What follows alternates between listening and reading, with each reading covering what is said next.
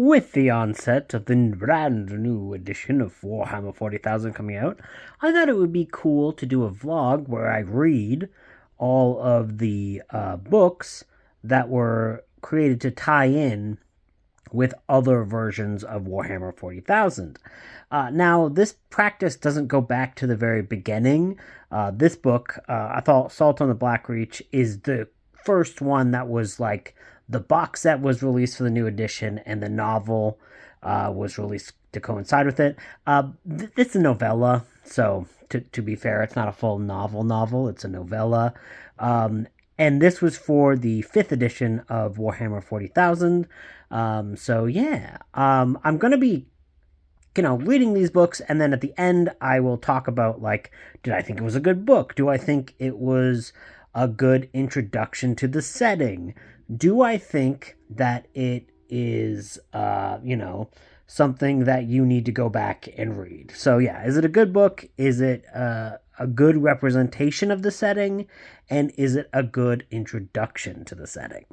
So yeah, I think I'm going to start with this, which is a little novella, Assault on Black Reach by Nick Kime. Okay, so I just finished the novella, this is novella, for Assault on Black Reach by Nick Kime. I'm usually not a huge fan of Nick Kime's writing. This one was a quick little novella, and as such, like, it was fine and fun and, interesting.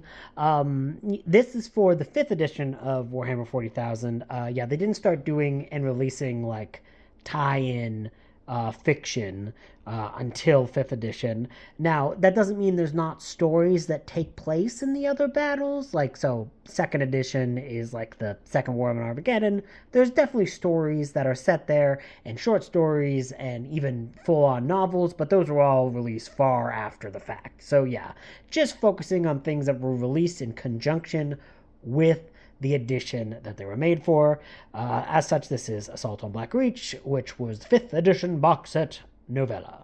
Now, this edition of Warhammer 40,000 was sold with humans versus the orcs, which is, hey, coincidentally, that's what the next one is going to be in 11th edition. So how will this stack up to that? You'll have to see at the end of the video. It was fine. I mean, let's go through some of the ratings and talk about this a little bit. Overall rating as just a book, I think this is like 3.5. All of my rankings will be out of 5. It was fine. This is basically just kind of like an action book and doesn't really get into all of the nitty-gritty stuff that makes 40K a little bit more interesting in my regard.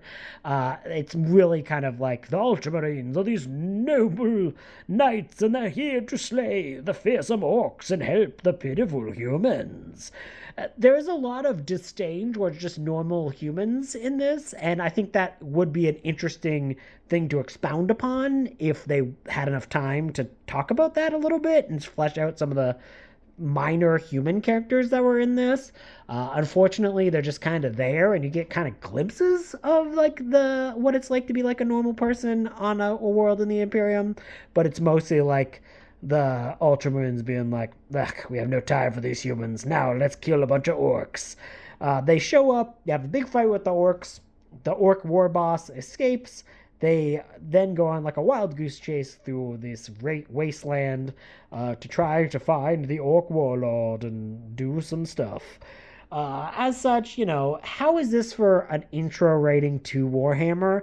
I'm going to give it a 3 on this one, maybe even a 2.5. I mean, it's fine if you are into just this idea of orcs be brutal, big humans with sword gonna kill them. And, like, that's fun to read. Like, I had a good time reading this book. But I think one of the things that makes Warhammer, for me, content that I like to continuously consume is that it's a little bit more than just that.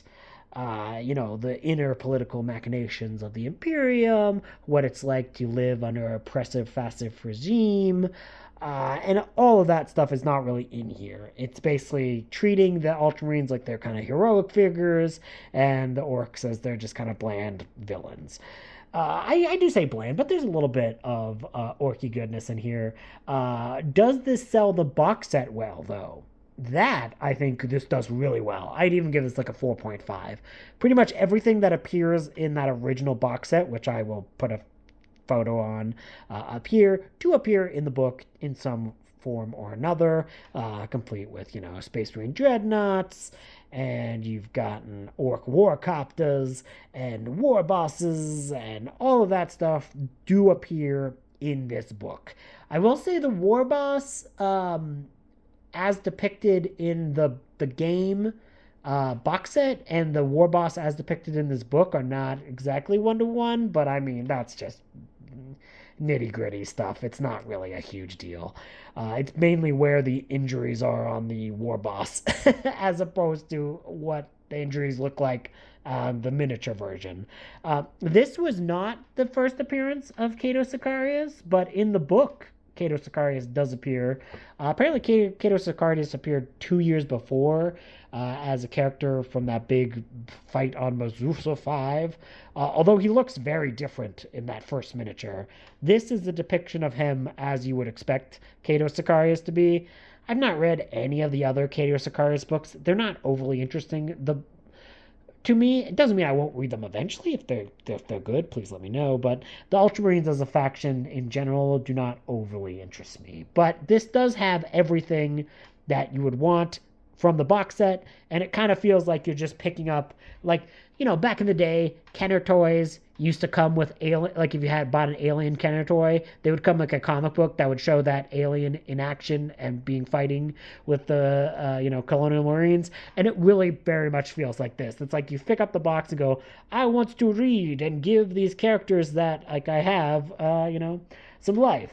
So yeah, a 4.5 for how much it represents the actual box set.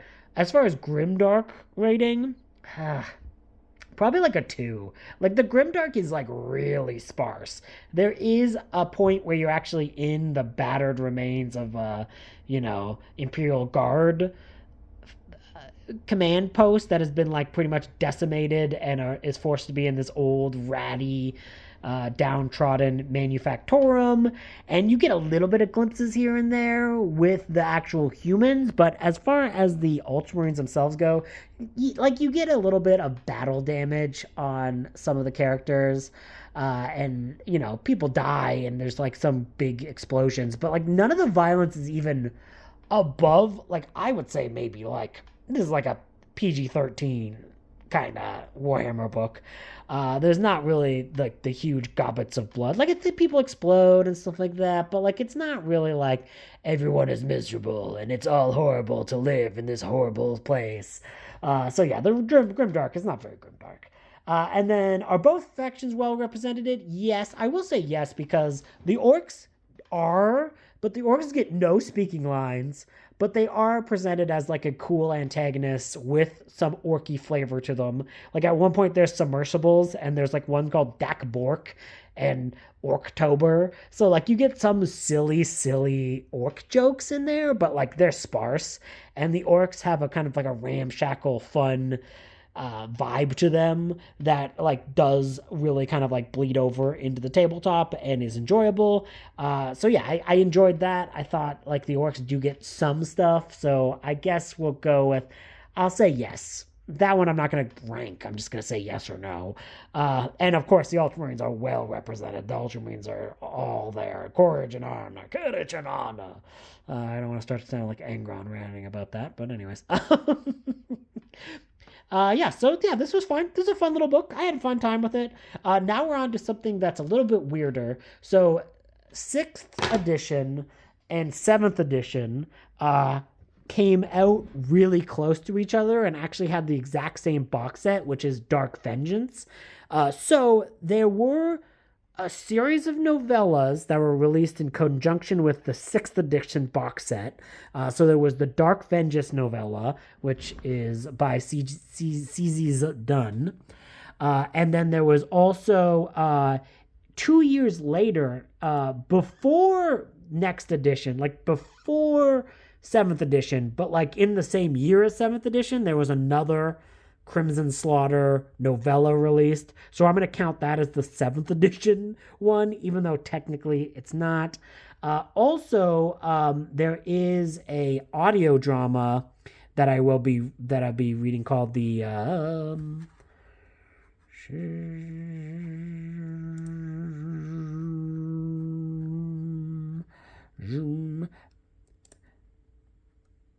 called The Ascension of Balthazar. And I do have that on audio, and it was kind of released as like a audio drama. This one was also released right alongside and in conjunction with the Dark Vengeance set. So I'll be reading both of those novellas and this little audio drama. So I just finished the radio play The Ascension of Balthazar by C.Z. Dunn. This is meant to showcase the very first interaction between the Dark Angel Legion and the Crimson Slaughter. The Crimson Slaughter were a brand new Chaos faction that have kind of not been seen much since, but were the big main thrust of the box set for Dark Vengeance, which was the 6th edition of Warhammer. This is basically setting all that up, including the first appearance of the Hellbrute that is going to be in the box set, and also a little bit of information about some of the characters who would later go on to come back for Dark Vengeance. Fascinating that Dark Vengeance has a lot of character-specific elements in its box set. Normally they are kind of vague as terms of like what the actual characters are. So it's very interesting that the narrative focus was really heavy into this version of the box set. Again, this is setting things up. So this is not going to be, I'm going to talk about my ranking and what I thought about it and everything like that. It's going to be a little bit different from Assault on Black Reach though, because like this is just a prequel to that. It's not really anything that you would have found unless you were searching for it after you picked up the edition. Because, if you just picked up the box set and you're just looking for it, you'll find Dark Vengeance, the novella, before you'd find this, and then you'd find this if you're looking for more information about them. But overall book rating, this was not really a book, it was an audio drama, so I'm going to review it accordingly.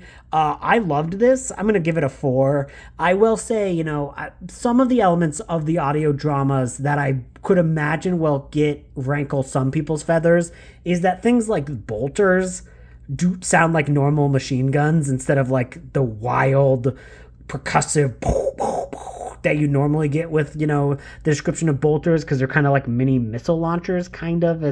Anyways, it doesn't bother me. I can just kind of get into all of the sound effects that are used, but I can imagine somebody taking umbrage with how bolters sound, but that's just like a very nerd specific thing. As a whole, I thought all the voice acting was good. I thought the character acting was good. I thought the added sound effects where they kind of like add dripping when there's blood, or like hearing people like walk down corridors and all that stuff was really, really solid. And just the story I thought was really, really cool and interesting. Basically, this is supposed to talk about the first time the Dark Angels encountered the Crimson Slaughter. So they are on the hunt for the Fallen, which were members of their order that betrayed the Imperium 10,000 years ago, and they're trying to constantly find every member of the Fallen and make them repent for their sins. What I thought was really interesting, this is obviously made before they brought back Lionel Johnson, the Lion. So in this description about who the Fallen are, they specify that Luther killed the Lion on Caliban, which I just thought was really interesting. I mean, people say there's no retcons in Warhammer 40,000, but that it is in this book is kind of like presented to you as fact. So like that would be kind of like a retcon. It's fine. It doesn't really matter, but it's like it's not presented from one of the characters' point of views. It's because sometimes in Warhammer they get away with like, oh yes, it's only what the character's knowledge is, so the normal people wouldn't know this, so it's not actually a thing. Blah blah blah. But like this is just like a plain retcon. I don't mind it, but it basically is like from the idea that Luther killed the Lion and what happened after that. But yeah, this is just a cool book and had a lot of, depth to it with some of I'm talking about a Warhammer. I'm talking about a bunch of Dark Angel Space Marines. There's not that much depth. There is a little bit of depth, in what I mean is they find a member of the Fallen, and the member of the Fallen seems like just like a normal dude, and like I think that is way more interesting than some of the depictions of the Fallen. And it's basically like, yeah, it was just kind of like I kind of betrayed the thing, but we were trapped on Caliban, and we didn't really know what was going on, so it's like we didn't even really know we were giving into chaos powers. And he seems like just kind of like a normal dude, and like he is there as a lure by the Crimson Slaughter, and basically this big giant freaking Hellbrute shows up, and the whole fight is them trying to fight off the Hellbrute and survive and like get out with their captive. And it's just like in this giant cathedral world that has been like completely ruined and slaughtered by the forces of chaos. Is this a good intro to Warhammer? I would say yes. Of course, this is a specific flavor. Obviously, this is not covering everything involved in that, but it has all those elements that I really like about Warhammer, which is, the grim darkness is way up there. There is a lot of depth in terms of like the inner workings of the Imperium, because like this world is like slain, and it starts with like how the message of the Earth dying spreads across the Imperium. So you get little glimpses of like the wider Imperium and how it works and how they treat psychers and how they think about psychers. And at one point, like genuinely, the quote unquote heroes, the Dark Angels, just murder one of their servants because they learned something about the Fallen, and they're just like, nope, can't learn that. Just kills them. And it's even called the cold-blooded murder in the audiobook, which I just thought was nice. So yeah, I think this really gets the grim darkness. What I really like about Warhammer, weird chaosy things, darkness, griminess, and yeah, I really liked it. I thought this was a pretty good introduction to Warhammer. I'd give it a 4-star rating. Does it sell the box set? This one is probably about a 3, because honestly, you're not really getting a lot of the Crimson Slaughter in this. You're getting one dude, and it's this guy, and this guy's cool, and this guy's in the box set, and he's got like a name, but he's not got a big giant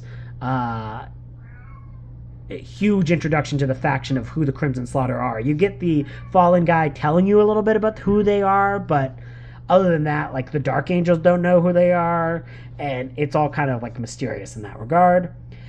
So I would say about 3. It sets up some characters, but like not everybody. You get the broad strokes, but anyways, that was wrong. Grimdark rating, I'd give this like about 4.5. Like I think this is true Grimdark in that like it's very much about chaos, and the chaos are doing horrible things and really kind of making the world bleed and have all these horrible things about them. And I just love the description of chaos. I love the dank atmosphere of this, and yeah, this was really, really good.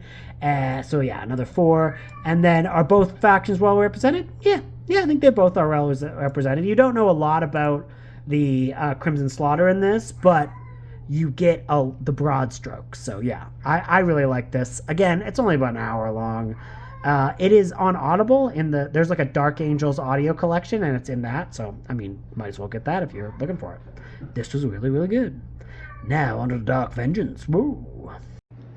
I will say I did forget, because I was going to say that the Crimson Slaughter doesn't really show up much in Modern 40K, but I completely forgot that the Crimson Slaughter does show up as one of the main antagonists for the Remnant Blade by Mike Vincent, which a book I really liked, but I didn't realize that the other like Chaos Warband that the Night Lord is kind of like dealing with was part of the Crimson Slaughter. So I didn't realize that it was a bigger Chaos Warband. So I just thought that was kind of cool. I wanted to mention that. Because yeah, I also love this book.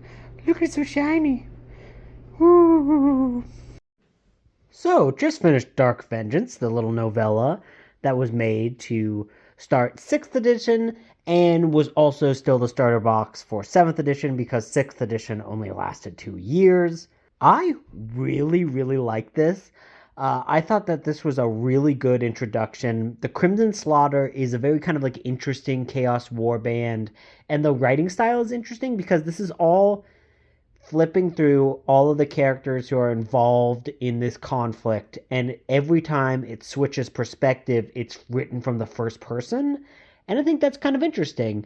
Sometimes that doesn't always work because sometimes it's like, why is this character in their own head giving their own exposition? Like sometimes it goes like a little bit like, eh.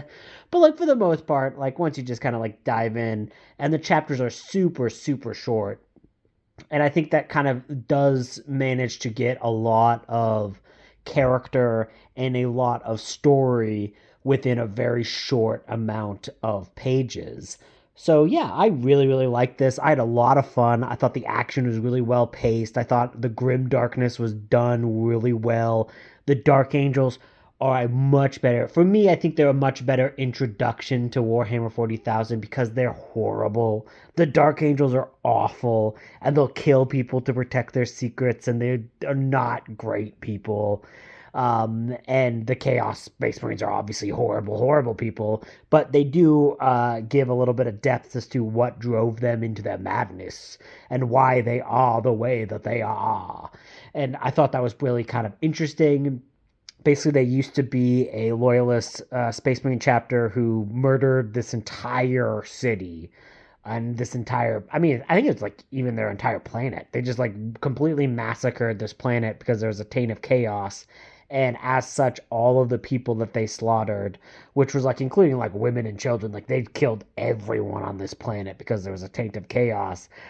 Those spirits now haunt them, and they cannot have any peace from like hearing the spirits of the unquiet dead mock them from the grave unless they're killing something. Like the only way to stop it and stop the pain is by doing murder.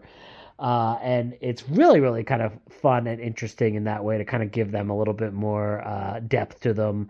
Also, the other book that I read, like the Assault on Black Reach, was like a fun story, but like there was not that much Marine death. Like it was mainly like, yeah, these heroic Space Marines are beating the crap out of these fearsome orcs.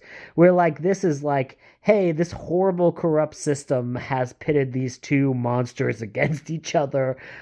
One monster is significantly better than the other, but still terrible because they are committing every war crime in the book. Like there are multiple times when it's funny. There was like a limited edition where you get to play as this interrogator chaplain. You get his model in one of the box sets in the first run, but that character is like actively torturing people.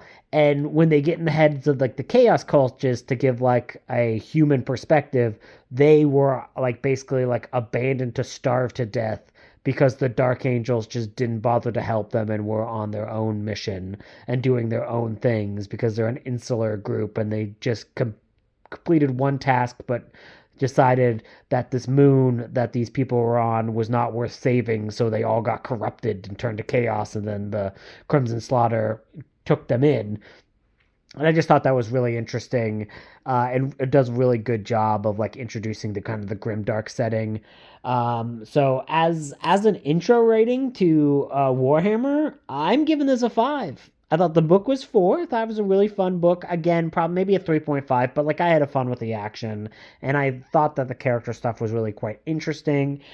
It is a really great introduction to Warhammer. I can't think of another thing that like to me in such a short span of time gets all of the beats that make the series interesting to me and get the complexities, because like there's even things like psychers in here that are kind of like introduced quite well, and some of the lore, like because like a lot of the background of the history of the Dark Angels is different in modern day, but other than that, everything that I think makes the setting worth reading, and if you want to just get it all in 100 pages, like I think that this is a good starting point. Like I think everything's kind of explained well and is a good introduction to the setting.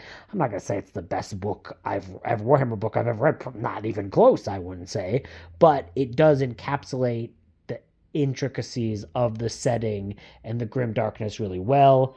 Does it sell the box set? Yes, 100%, 5 stars. Again, every element of the box set is covered in this book, and since it's like very much like a singular focus on the battle, and since it hops into all of these different characters' heads, you basically get backstories for every miniature that you like have. Obviously there's like somewhere like you don't get inside of every single Space Marine's head or every single Chaos Space Marine's head, but you get inside of enough of their heads that you basically could build the army, and when you build the set, you could be like, oh, this is this guy, this is this guy, oh, it's Cranon the Relentless, this is this dude, oh, it's this dude, and like you could have their mental backstories in your head and know a lot about the things that you're playing. So yeah, it's a perfect introduction to the box set. The box set is really, introduced well. Grim Dark rating, gonna give it 4. Like, this is solid. This is what I expect from Grim Darkness of Warhammer. Nothing is really clear cut. There's not really any heroes here. Everyone is kind of different shades of monstrous, and it is actually pretty interesting to read because of that. And then, do I think both factions were well represented? Yes. I thought this was well represented, especially when like the Chaos side gets a Hellbrute. You get a little bit of the way that the Hellbrute thinks and how it acts and how it's always in pain and torture and what happened to it was like really interesting. So yeah, I thought both were done well. You do get a lot less of the Crimson Slaughter than you do for just the bulk of the Dark Angels, because the Dark Angels are leading the story. You also kind of like it's interesting because like this, I know that there was literally a codex released for the Crimson Slaughter that like to tie in with all this stuff to play them on the thing, but at the end it kind of gives an epilogue that just explains the rest of the story of the characters in here, which I thought was, I don't think you needed. I think you could have just left it a little bit open, but it does seem to kind of like tie a bow on the entire Crimson Slaughter storyline in this little epilogue, which I'm like, I don't know if you needed to do that. But obviously, since members of the Crimson Slaughter are still a subsequent warband after this story all plays out, even in the epilogue, it doesn't explain their entire story, but it does explain a lot of it with the named character you get in here, which you would think that you would keep this like chapter master still around. But anyways, regardless, I guess in the epilogue, after the epilogue happens, they all kind of split off and do their own thing, which is fair. Bunch of chaos warbands, whatever. Anyways, yes, I thought this was really quite good, and I'm gonna read the little novella that was, I think, is actually explaining what happened with the Crimson Slavers. So I think that it'll be interesting. I'm not gonna do the full breakdown of it because it wasn't technically a box set, but like it was something that ties in and I think completes the story. So I'll do that before I move on to the Dark Millennium. So yeah, let's dive in. It's release day, and I got the Armageddon box set and the new book, and also got screamed at by a cat. Yes. What? Oh, my sweet boy. My sweet old man. His name is Vulcan, after the Primarch of the Salamanders. So he's an old man. He's a good old man, though. He's a good old man. Yeah, he's a good old man. Anyways, yeah, I'm very excited, so I went and got this today, and I've been going on a walk, and I've been listening to The Dark Imperium, which is the tie-in novel for 8th edition. Now, I am listening to the audiobook for that, and I did choose to read the 2nd edition one. I know that if I was going to be like a purist, so little factoid, those books, the first two, Dark Imperium and Dark Imperium Plague War, were rewritten and kind of updated and kind of like changed around in the timeline. And there's actually a fair bit of differences between the first and the second editions. But I did actually go about and try to track down those original editions, and I did manage to track them down. But I thought for the purposes of this video, probably would do the one and review the one that's more easily accessible to everyone, instead of just having it be just oh, this is the one that came out with the edition. So anyway, so yeah, I will be talking about that a little bit later. But yeah, I am listening to that, and I am listening to the revised edition, just because that is the one that you're able to get your hands on easily now, and as such, it'd probably be better to review it as a starting off point for Warhammer and not have to have you do the rigmarole of trying to track down the first edition. I am also reading this one to finish this one off. This one I'm not going to review as much or as in depth as I have some of the other ones. This like genuinely is just what happened to the Crimson Slaughter and how they kind of like became who they are for Dark Vengeance. And Lex Arcanum is the one that says it was released as a tie-in to that box set, but it was released 2 years later. And like I was like kind of like, well, maybe it's for the 7th edition version. Anyways, I don't think so though. I think this one is just kind of like a cool little addendum if you want to learn more about the Crimson Slaughter, and I'm enjoying it so far. So I will talk about it briefly, but I don't think that this one is technically a starter book. So yeah, let's get back to the Dark Imperium audiobook because it's a nice day and I want to go for a walk. So, finished this book today. It was pretty good, a little novella.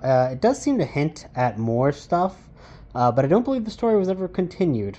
I don't know if the Crimson Slaughter ever got their full story told, but yeah, this is kind of like tells the immediate downfall and what caused the events of the Crimson Slaughter going down to chaos. I would say Dark Vengeance, the novel, the little novella that ties into 6th and 7th edition, I think it mostly stands on its own. If you really like the novel, and I thought the novel was quite good, the novella was quite good, and want to read more, you can either listen to the little prequel story, which is that audio drama, or you can listen to this other prequel story, which is about the Crimson Slaughter. I did enjoy the fact that they seem to also be Dark Angel's successor chapters. They really kind of hint the fact that they might actually be Dark Angel successor chapters, which I think is funny that, like, you know, the Imperium is so effed. The Dark Angels are basically fighting against other Dark Angels in that opening box set. Yeah, this is pretty grim and horrible and yeah, just not fun for the people who are living in it. And just all about how you can downfall the chaos when you're tricked by some demons, and also when you murder happy murder machines. Yeah, I don't know. If you like the other one and you want to learn about the Crimson Slaughter, then yeah, you should read this. Otherwise, I don't really count this as one of the books. So yeah, I just gave this a little review, even though I don't technically think it counts. Now, back to the Dark Imperium. Well, hello, my friends. You're here to help me talk about the book that I just finished. I do want to briefly address that, unfortunately, the elderly cat that you saw in one of the earlier clips for this vlog, Vulcan, he did pass away. He had, they think, advanced kidney disease and advanced kidney failure, and yesterday we had to say goodbye, and it was better to put him down than let him live through the pain. And yeah, it was a really rough day yesterday, so I got a little bit off track with the vlog. Unfortunately, that's kind of what happens when you rescue cats off the streets. They don't always make it, but yeah, I thought I would just mention that because I miss the poor fella, and it's been a rough few days.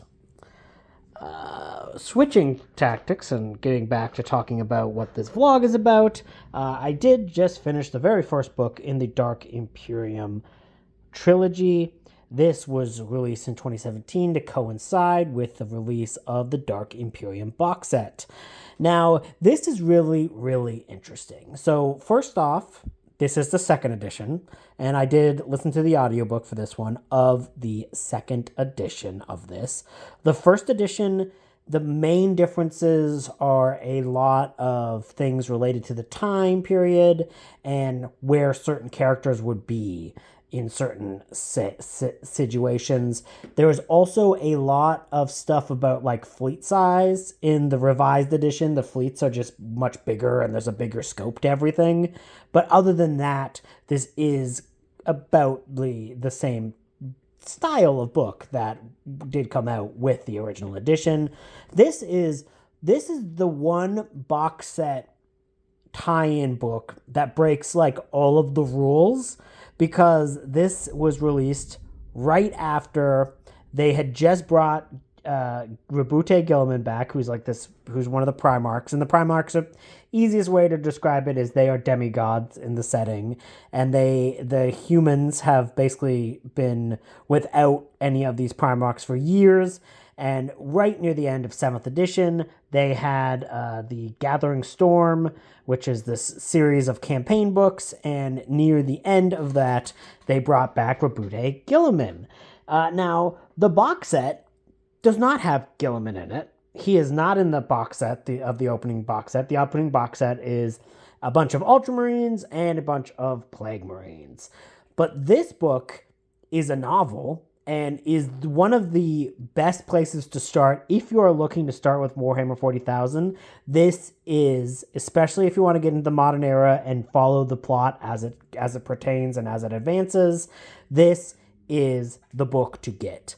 But what's really funny about it is it doesn't sell the box set very well, because this is about the universe expanding and putting all of the narrative focus of Warhammer into its new era and its newest iteration. For years, plots in Warhammer novels would go and would progress chronologically, but not very much, and nothing in very big sweeping changes. It would be a lot of like, oh, this character survives this and does this and does this, but the timeline wouldn't really progress that much. They was always a bit more of a sandbox, and that still is present in modern day 40K, but not to the extent that it used to be, because there's now a ongoing plot. Now, the plot is still going very slowly, because there are parts of this book that were only resolved legitimately last year, so they are still very slowly going through the plot lines, and it's going with a main story, though, where Warhammer really didn't have a main story. Warhammer 40,000, not the Horus Heresy, which was going on since like 2008, I believe, that had an ongoing storyline because it was the story of how the universe got to how it got. But the actual content of baseline 40K did not really have a big overarching plot line. There was a bunch of mini plot lines and many things going on, and you basically had artists and authors who would just focus on a very specific spot, and that would be that. But Dark Imperium really kind of brings us into a new era of Warhammer storytelling. We have to get acquainted with the Indomitus Crusade, which is this big crusade that is launched by Gilliman, and it is this wide-ranging battlefields and a huge project, and a whole bunch of stuff happens in this book after the fall of Cadia, which is one of the main plot.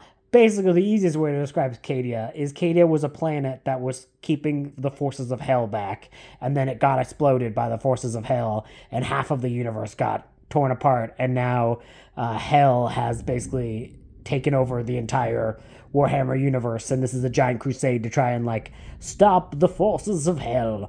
It's a more complicated than that, but just for broad strokes, if you have never encountered Warhammer.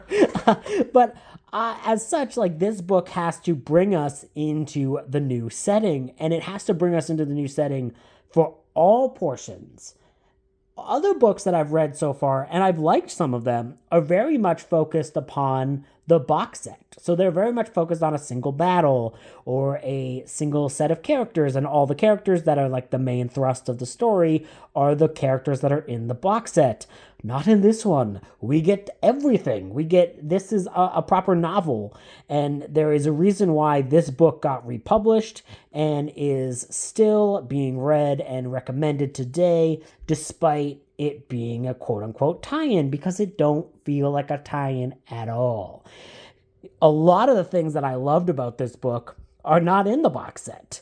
For example, there's a lot of cool stuff with the Sisters of Silence, and all of the stuff with Gilliman, and all the custodies and even other, so the gray shields, which were like this segment of the Indominus Crusade, which are these bunch of space marines who weren't technically with a legion. I thought all of them were super interesting, and they are kind of not in the box set either. I mean, technically they could, because technically you get a bunch of gray space marines and you can paint them wherever, but the main thrust of the box set was that it's basically the Ultramarines versus the Death Guard.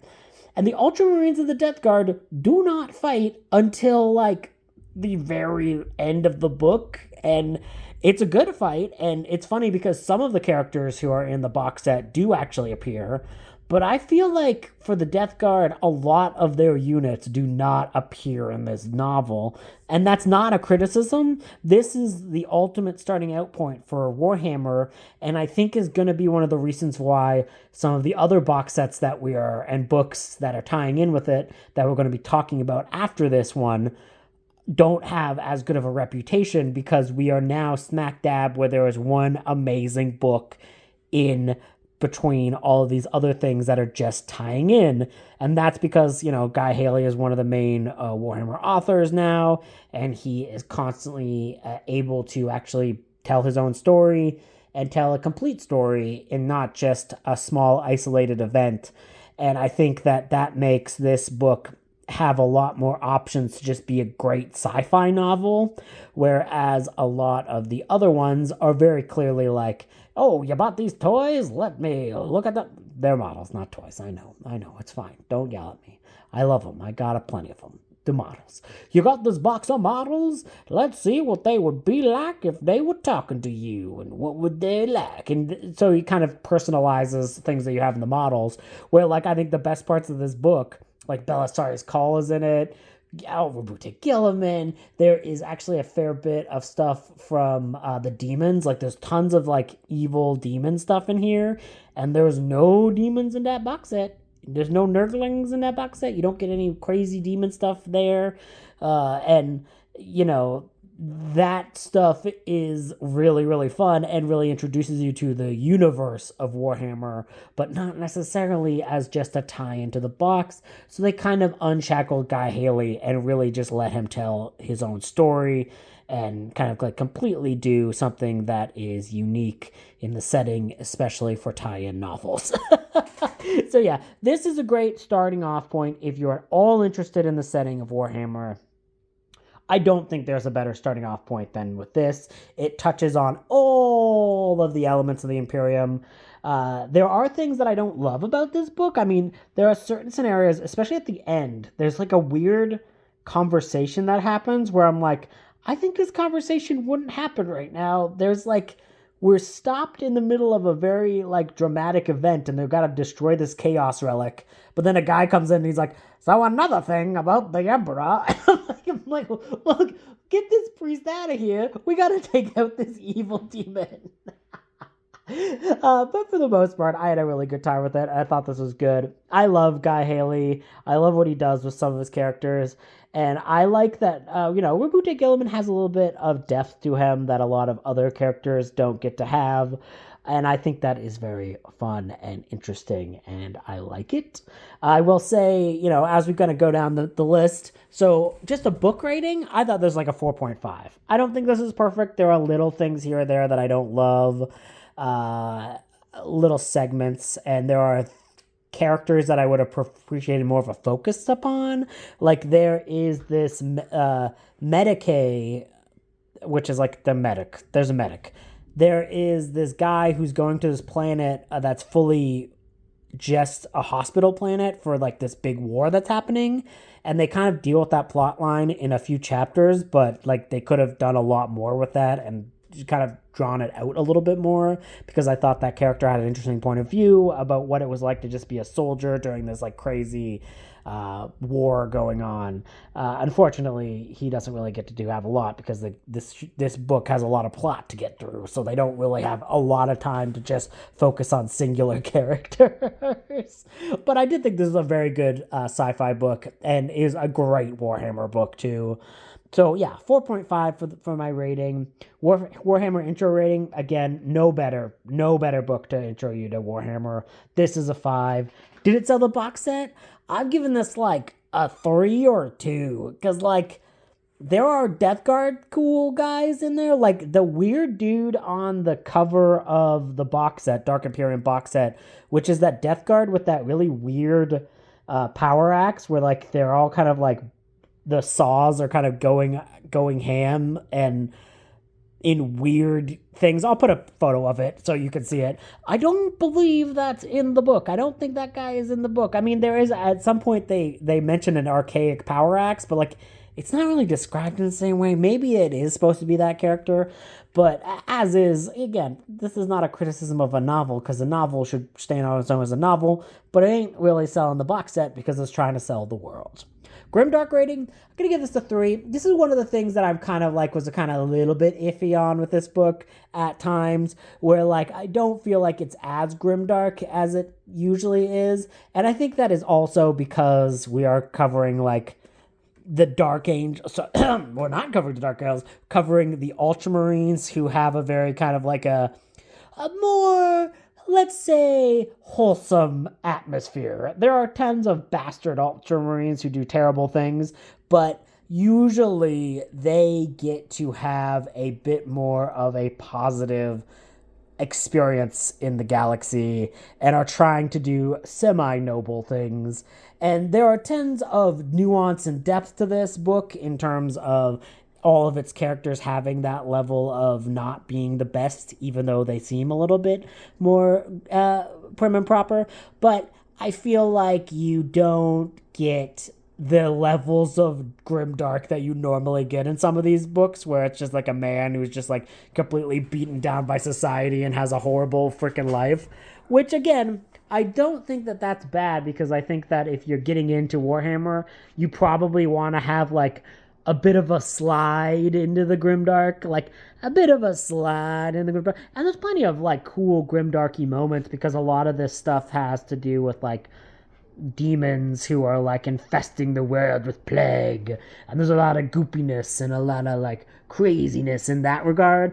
But you don't get as much of like the common man being like, this whole, I hate life, everything I live is terrible, things suck all the time. There's obviously a little bit of that, and the book does give lip service to that. Like Gilliman at one point goes like, oh, everyone here lives terribly. Like it's not as he doesn't sound like that. Ah, yeah, Gilliman, you say? Bermuda Gilliman. He does not sound like that. Anyways, so it's not as grimdark as it is when you're like focusing on people who don't have superpowers. But yeah. Anyways, it's pretty good.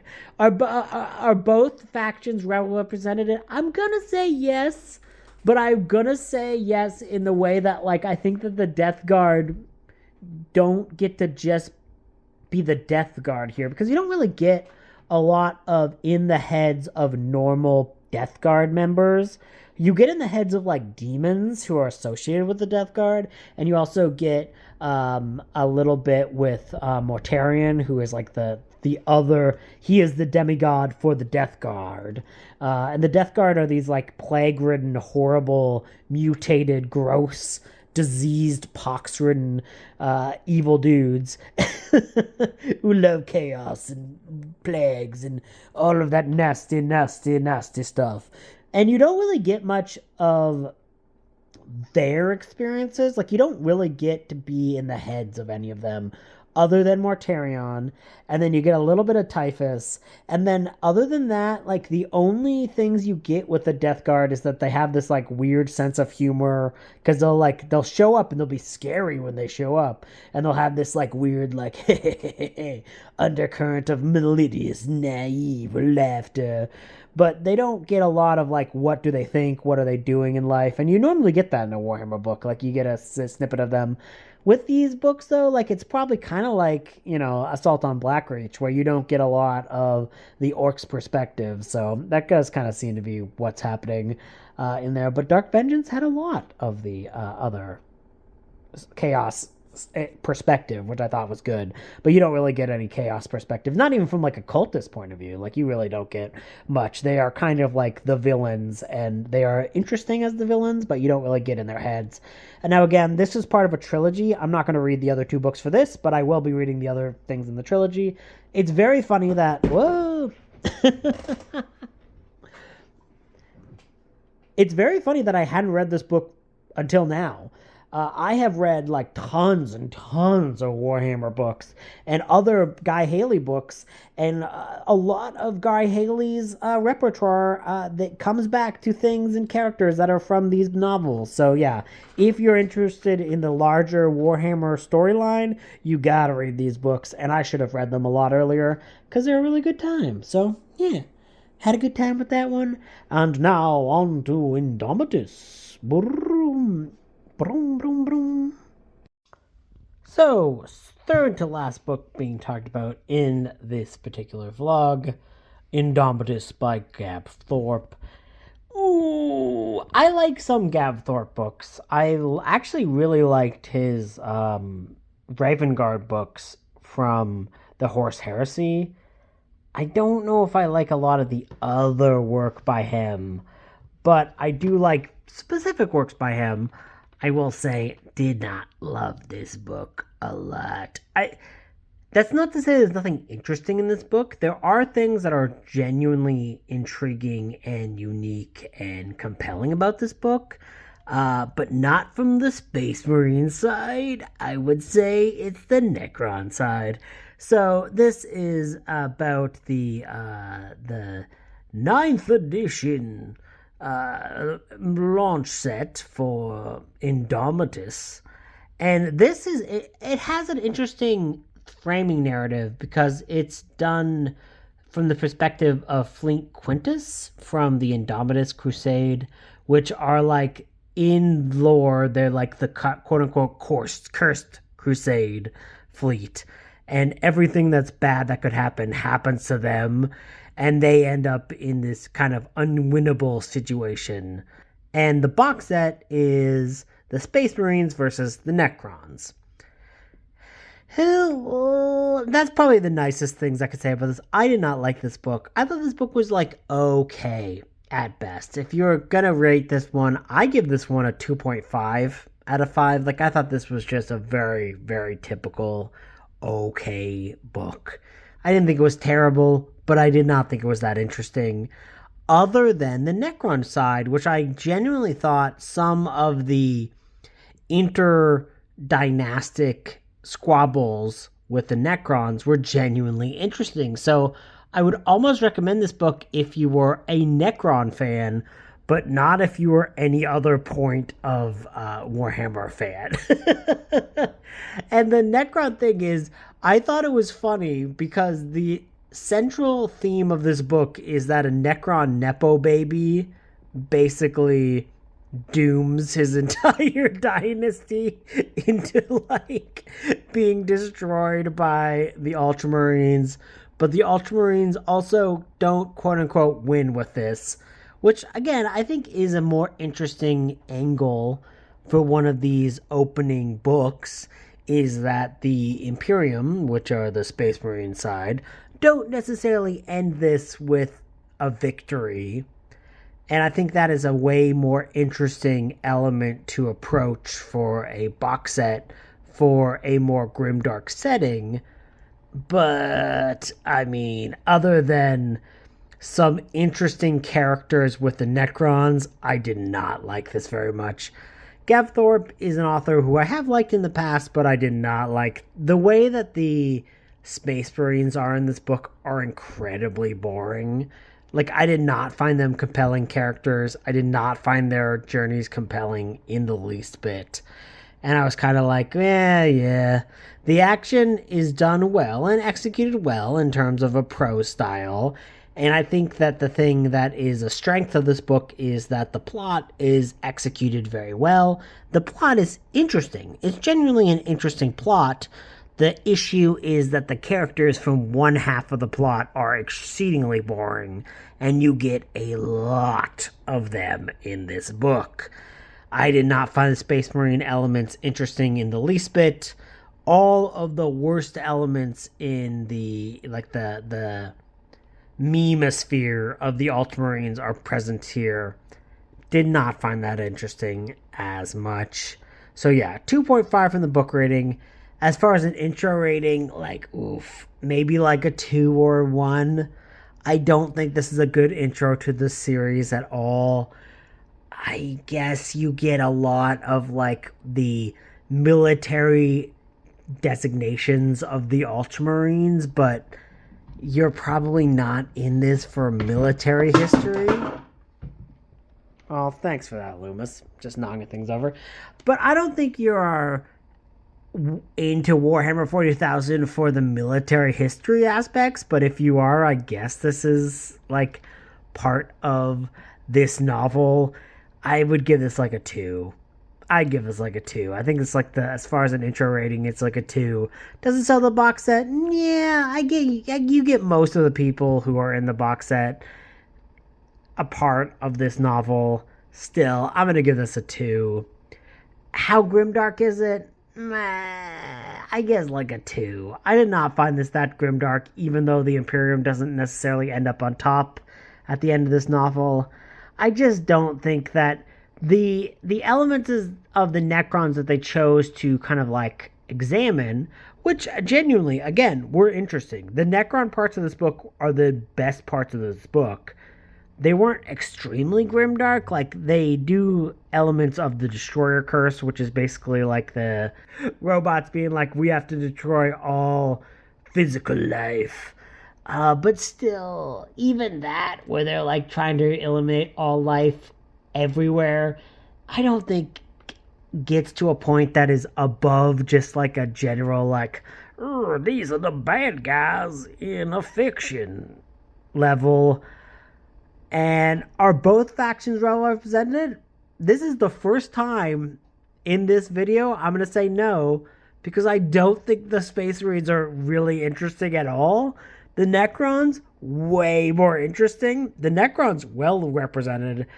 The Imperium, no, they're boring. They're extremely boring.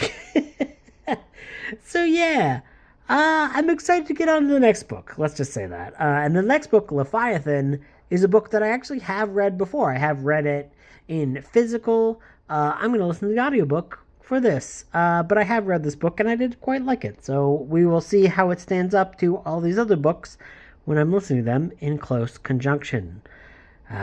Goodbye, Indomitus. I will not miss you. Definitely the worst book in this list. Woof. Hello, so I just finished this. This is actually a reread because I did read this when it came out originally, and I remember good things about it, but I just hadn't checked it out or reread it, and it's funny how much you forget when you haven't read a book, and how much you reread a book and you go, oh yeah, this, and this. Because I had remembered, like, the broad strokes of this novel, and there's definitely a few, like, very evocative scenes that I remembered, but a lot of stuff, especially near the end, are elements that I had kind of forgot about, and it just makes you kind of remember why, rereading a book is valuable, because especially if you've enjoyed the book the first time, you probably do not remember it from start to finish. Even more so, like, it's like a favorite movie. Like, if I watched a movie over and over again, there's even parts of that you don't remember, but hours and hours are in a book. So there are plenty of elements that you will assuredly forget. That being said, really have a good time with this book. I thought this was a really solid book and a really good introduction. This is probably my favorite of the books that we've read so far, because it kind of highlights everything I like about the setting in a way that is a very fun and compelling read. Darius Hinks is one of those authors that really gets the satire of the setting and how it is like kind of like a send-up of fascism. Yes, Claude. Oh, you're one of those angry people who got really mad about this book coming out? So what's funny about this is again more akin to the other books in the series where it's basically focusing on a single battle. But this one is kind of fun because it is a huge planetary attack, and you get all these little ins and outs of the planet that this battle takes place on, and there's a lot of history and a lot of cool ideas in that planet. And especially because, what happens at the end, Darius Hinks basically gets to go ham and just create a whole world and a whole history on his own to play with in this particular setting. The Tyranids are very scary in this and very fun to read about. And they have all these like new cool bioforms that just really bring out the bizarre nature of them as a threat. And you get a lot more of them as then, because like when you see the Tyranids, you just go, the big bugs, they eat all the stuff. And it's like, well, no, there's more to it than that. And you actually get a lot more of the complexities of the hive mind and all of these little ins and outs of how they trick people into betraying their planet and how they manipulate people into believing that they are saviors. And it's just really kind of fun and interesting. All of the Ultramarines are genuinely interesting. I feel like this is the first time I've read a book with Ultramarines for this blog that I actually found them as memorable characters. To be perfectly honest, even the ones that I've liked, even Assault on Blackreach and even Dark Imperium, a lot of times Ultramarines do not feel like very three-dimensional nuanced characters. And maybe nuance is not the right word for this book in particular, but the characters were memorable and interesting and really, really fun to read. Dark Imperium had really good characters as well, but the characters that stood out from Dark Imperium were like Gilliman and like people around him, not necessarily some of the Ultramarines that were in his coterie. Whereas this one, since the Ultramarines are kind of like the main characters that you're following, they get to have a little bit more memorability to them, I would say. A lot of these characters are interesting to read about, and you're interested in whether they live or die, and they have enough differences to them where they don't just feel like kind of caricatures set in for the setting.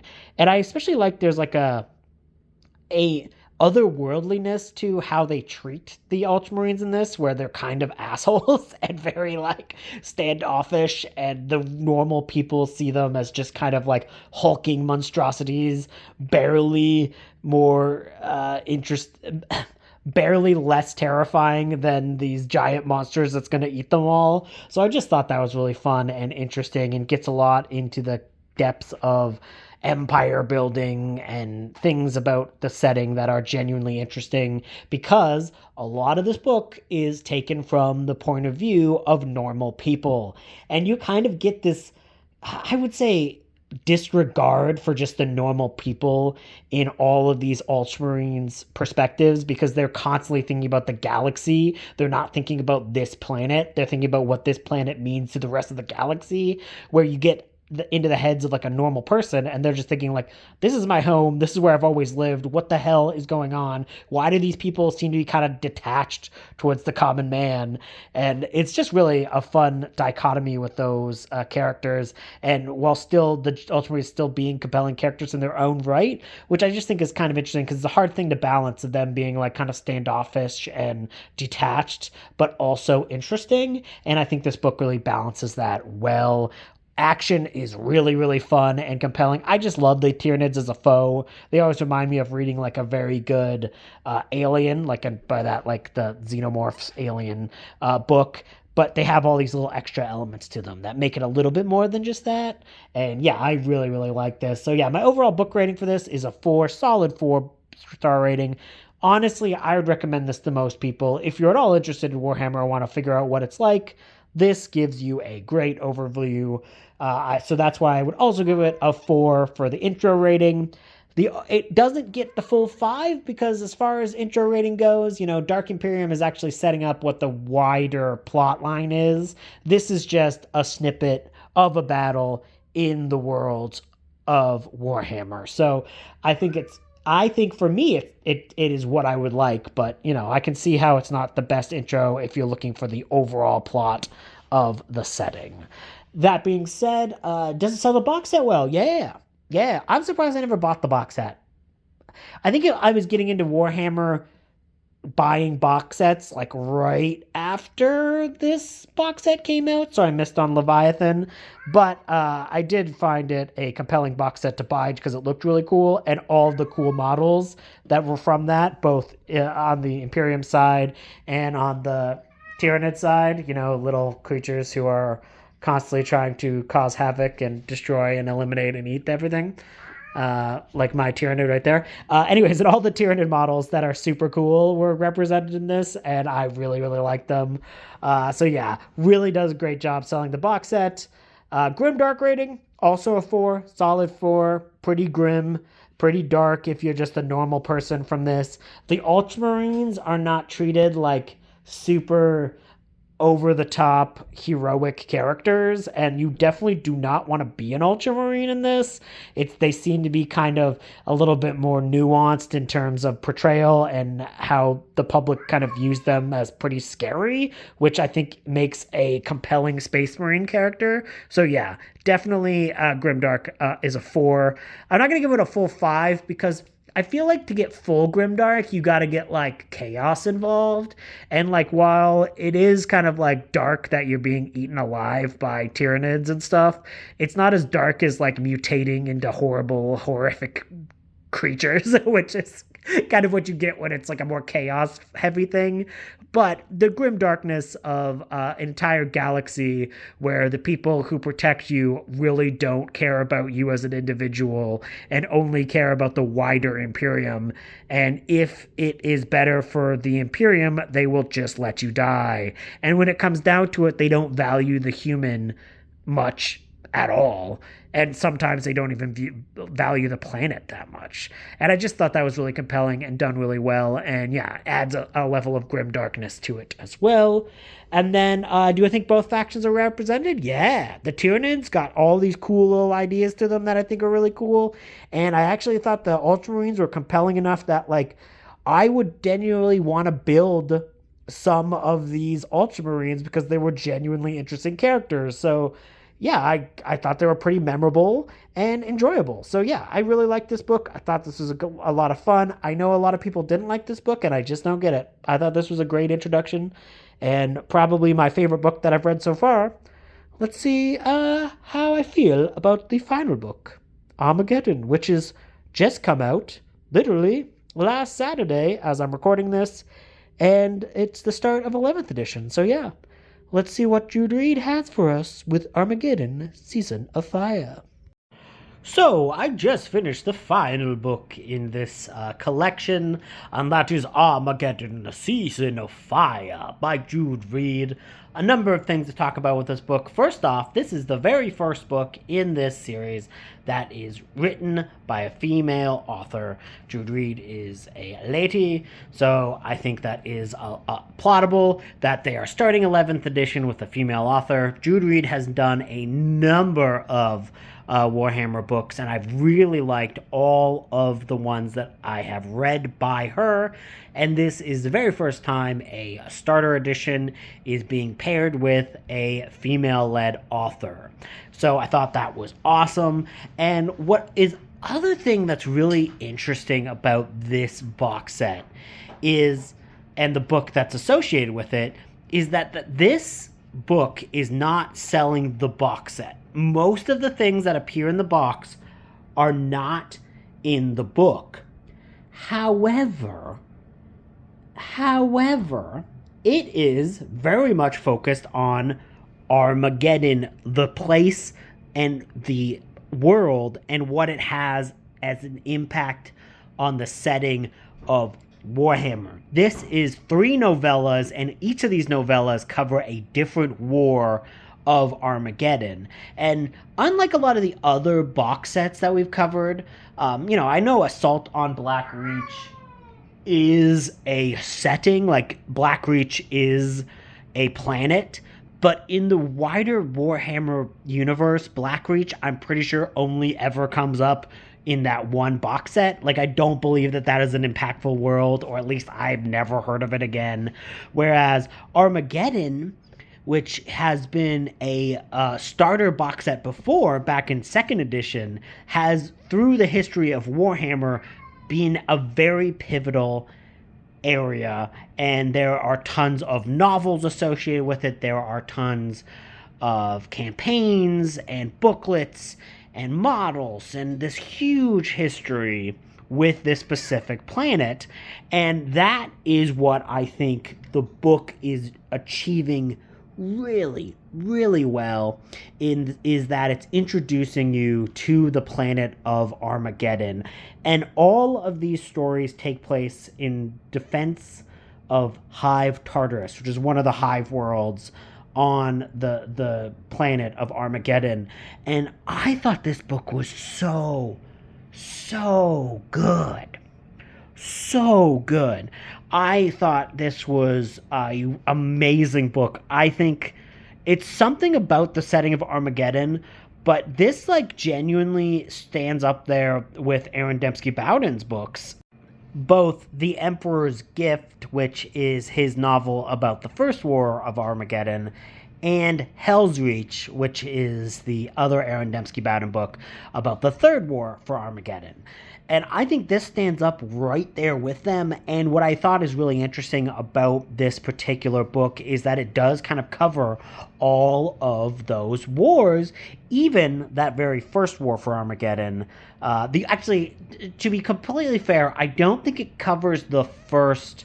Yeah, okay. So how it goes is it does touch on the very first war for Armageddon, which is basically like a chaos cult comes in, and there is something that happens to all of the civilians after the events of that war, and that is touched in here, so I'm not going to really get into that. I'm not going to spoil what happens and what the aftermath of that is, but that aftermath is extremely important to this book. But I will say it then goes past the second war for Armageddon and goes right into the third war for Armageddon, because that's where the book really starts, with its first novella that is all about just a normal guardsman who is trying to save the place from this giant gargant that's coming. And the gargant is basically like this giant mech.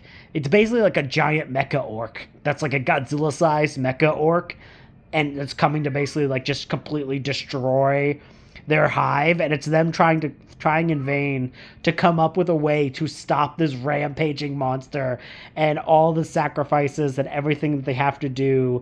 And it's so funny that, orcs are, in any other location, are kind of more of a comedic element. Like, Warhammer has orcs usually, if it's from the orc perspective, there is this element of comedy to it, where they are kind of the more comedic, silly faction.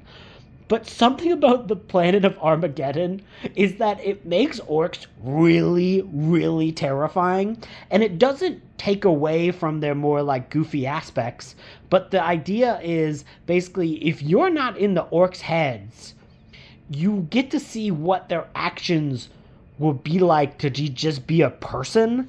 And orcs in Warhammer are normally like, oh yeah, kids, we're gonna go do some crumping and have a big old fight and do all these silly things.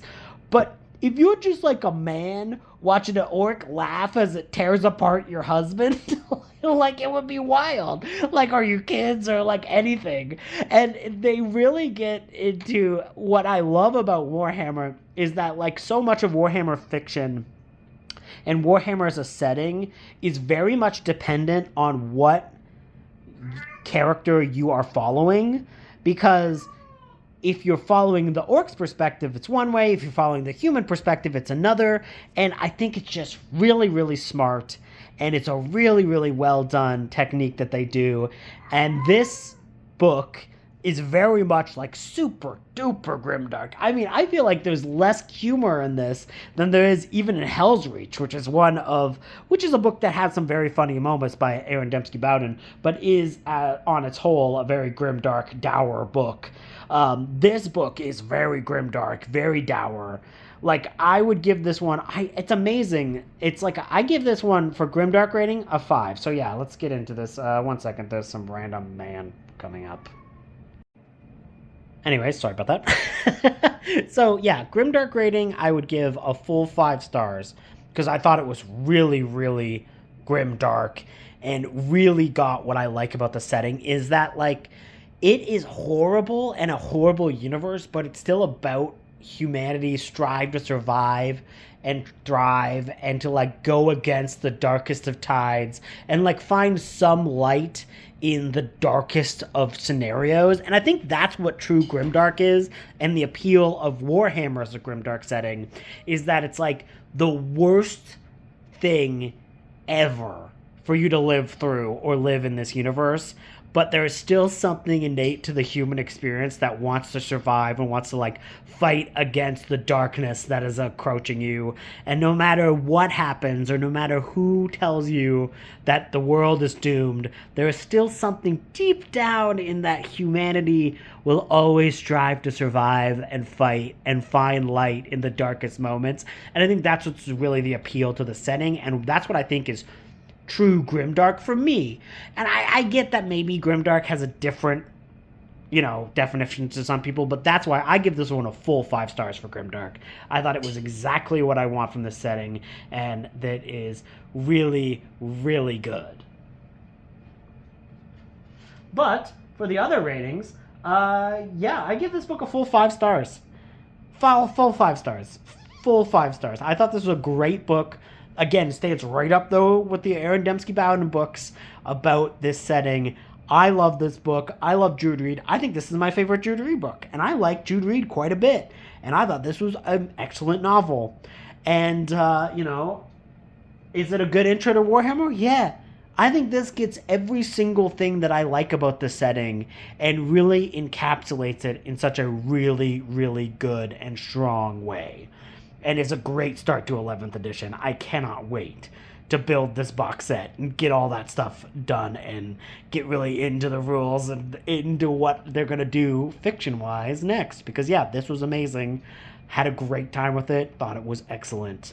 Does it sell the box well? Man, maybe not. Maybe not. There's not a lot of the actual... There's only 5 Blood Angels in this. And you don't get any other Blood Angels. There's only about 100 pages featuring the Blood Angels, which I think is amazing.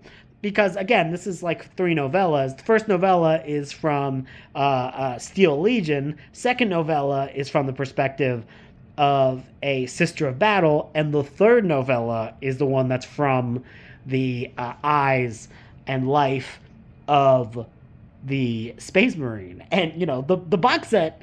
And it's funny because a lot of people, when the new box set was coming out, were kind of mad that nobody brought new kits for the Steel Legion. And the Steel Legion is like the people who are basically the army of Armageddon. They are the people who are like, the normal army men, the normal dudes, the normal men and women and thems who are part of the people of Armageddon. And they are very much a beloved Imperial Guard regiment in the fandom, and everyone was kind of mad that there wasn't any new Steel Legion stuff. So I think it's actually really funny that a lot of this book is very heavy Steel Legion, and I think people who are, sad that that's not it represented in the model range will at least be happy that they didn't forget them as characters in this. But yeah, the actual orc stuff in here, there's like a lot of cool orc stuff in here. I don't think many, if any, of the box set specific orcs appear, which again, it's kind of nice. It's kind of nice. I don't mean this as an insult. I think I think this book is a full 5 stars as a book. It just isn't a book that is tailor-made to sell the elements that are in this box set. It is a book that's meant to sell you on Warhammer 40,000 and the planet of Armageddon. And I think that that's actually a strength of this book and makes it really, really good and really, really worth your time. Thought it was excellent in that regard. But yeah, you don't get a lot of the orcs that are specifically designed after the ones in this box set. I mean, there is some weird boys. So like there's a little bit, but like not a lot of it, and the weird boy doesn't really look exactly like the one that's in the box set, which again, not a bad thing, not a criticism. This is just not something like you have gotten in other box set books. Because this stands up there with the Dark Imperium as a book that is more focused on selling you Warhammer as a setting than selling you on the box set it's tied in with. And I think both of those books are special in that regard for the way that they opened up their specific editions. Grimdark rating, as I stated before, 5 stars. And are both factions well represented? Yes, I will say yes. You don't really get from the perspective of the orcs in this, as I've kind of gone into, but that doesn't mean it was bad in any way. I think it's a great introduction to the orcs because all of the orc goofiness is there in the background, just seen from the perspective of a person being like, oh my god, they're cheering as they kill everyone I know. And it's like, yeah, that's like kind of the grimdark nature of the orcs. And there's even some demon stuff in this. Demon stuff does appear. So yeah, really interesting. Hope other people pick up this book and read it, because I would really love to talk to some people about this novel and kind of dissect it and kind of really get into the nitty gritty of it, because I think it is a special book that holds up with the best of Armageddon. So if you're a fan of Armageddon, the setting, since fucking 2nd edition, you'll be happy. This book rocks. This book is awesome. I had a great time with it. So yeah, that is all of the books that are tied in to editions of Warhammer. And yeah, done in celebration of 11th edition, which has just started with our beloved Armageddon Season of Fire. Plenty of orcs. So get to grumping and talk to you guys later. Thank you for joining. Goodbye.